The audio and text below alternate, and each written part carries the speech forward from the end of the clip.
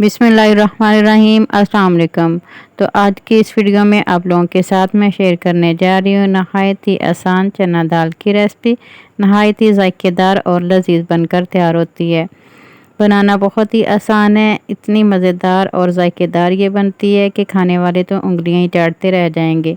Recipe को and तक देखिएगा, अच्छी लगे तो लाइक भी कर दीजिएगा और कुकिंग विद शौकिया हुसैन को सब्सक्राइब भी कर लें।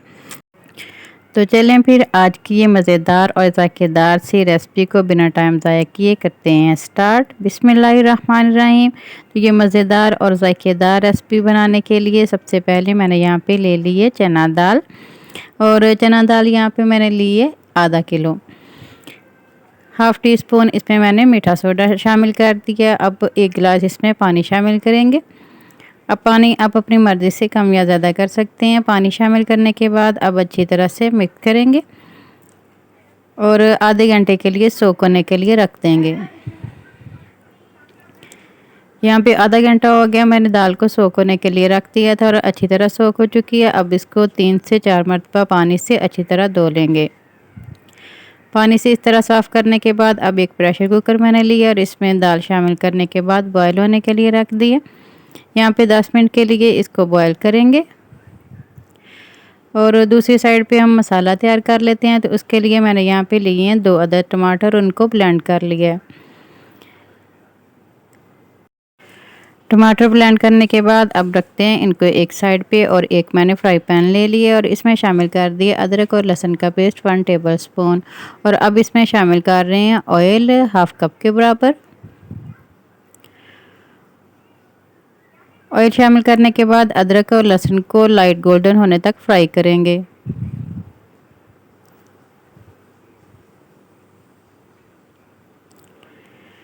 ऑयल आप अपनी मर्ज़ी से कम या ज़्यादा कर सकते हैं, मैंने यहाँ पे हाफ़ कप यूज़ किया है।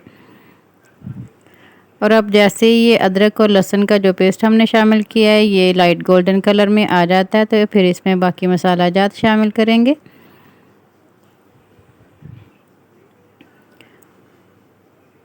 अब मैंने इसमें शामिल कर दिया टमाटर का पेस्ट जो हमने पहले ब्लेंड किया था।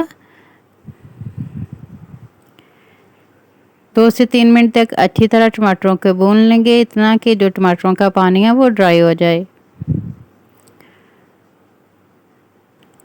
बहुत ही मज़ेदार और आसान सी ये दाल की रेसिपी मैं आपके साथ शेयर कर रही हूँ। अब इसमें मैंने शामिल कर दिया नमक और साथ ही इसमें मैंने शामिल कर दिया दड़ा मिर्च। हल्दी पाउडर इसमें मैंने शामिल कर दिया हाफ़ टी स्पून। अब इसमें मैं शामिल कर रही हूँ ज़ीरा पाउडर, ये भी हाफ़ टी स्पून, और साबुत ज़ीरा भी इसमें मैंने शामिल कर दिया हाफ़ टी स्पून। और ये सब्ज़ मिर्चें 3 से 4 अदद ये बारीक काट के ये मैंने शामिल कर दी हैं। अब मज़ीद 2 मिनट तक और भूनेंगे मसाले को सारे स्पाइसेस डालने के बाद। थोड़ा सा इसमें पानी शामिल करेंगे ताकि जो हमारे मसाले हैं, पाउडर मसाले हैं, वो जले नहीं। और अब इसमें शामिल कर देंगे दाल जो कि हमने बॉईल करके रखी है और अच्छी तरह से ये निगल चुकी है, ये शामिल कर देते हैं। और यहाँ पे मैंने जब दाल बॉईल की थी तो इसको 90% तक गला लिया था, ज़्यादा मैंने इसको नहीं गलाया, थोड़ा सा कच्चापन इसमें है। अब इसको हम मसाले के साथ भूनेंगे तकरीबन 3 से 4 मिनट के लिए। अब इसमें मैं शामिल कर रही हूँ यहाँ पे दही शामिल इसमें मैं कर रही हूँ तकरीबन हाफ़ कप के बराबर। दही से बहुत ही मज़े का टेस्ट आता है और बहुत ही ज़ायकेदार हमारी ये दाल तैयार होती है। दही शामिल करने के बाद इतना भूनना है कि दही का पानी है वो ड्राई हो जाए। और अब इसमें मैंने शामिल कर दिया कसूरी मेथी 1 टेबल स्पून, और साथ ही जिसमें हमने दाल बॉयल की थी वो वाला पानी शामिल कर देते हैं।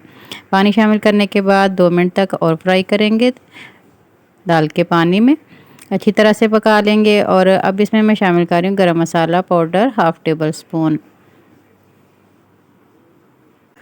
गरम मसाला पाउडर शामिल करने के बाद मैंने धनिया पाउडर इसमें शामिल कर दिया है। और अब इसमें मैं शामिल कर रही हूँ काली मिर्च का पाउडर। और ये पाउडर स्पाइसेस आप अपने टेस्ट के अकॉर्डिंग कम या ज़्यादा कर सकते हैं। मिक्स करेंगे और 1 मिनट के लिए मज़ीद पकाएंगे। और अब इसमें मैं शामिल कर रही हूँ बारीक कटा हुआ धनिया तकरीबन 3 से 4 टेबलस्पून और साथ ही इसमें मैं शामिल कर रही हूँ 1 टेबलस्पून क्रीम। क्रीम शामिल करने के बाद ज़्यादा देर नहीं पकाना, बस 1 से 1.5 मिनट के लिए पकाएंगे और इसके बाद डिश आउट करेंगे। माशाल्लाह देखिए कितनी मज़ेदार ये हमारी दाल तैयार हुई है।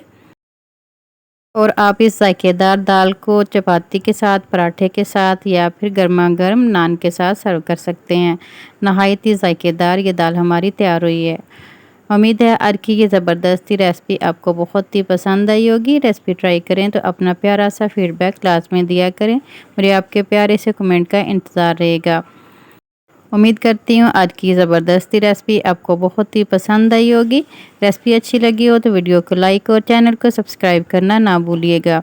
अपना बहुत सा ख्याल रखिएगा और आज की वीडियो का इख्तिताम करती हूँ इस दुआ के साथ कि अल्लाह ताला आप सबको दुनिया आखिरत की तमाम खुशियाँ अता फरमाए। अल्लाह ताला आप सबकी तमाम दीनी और दुनियावी मुश्किलात को आसान फरमाए। आमीन सुम्मा आमीन। अल्लाह हाफिज़। और हमेशा की तरह मेरे साथ हम आवाज़ होकर बोलें, पाकिस्तान जिंदाबाद।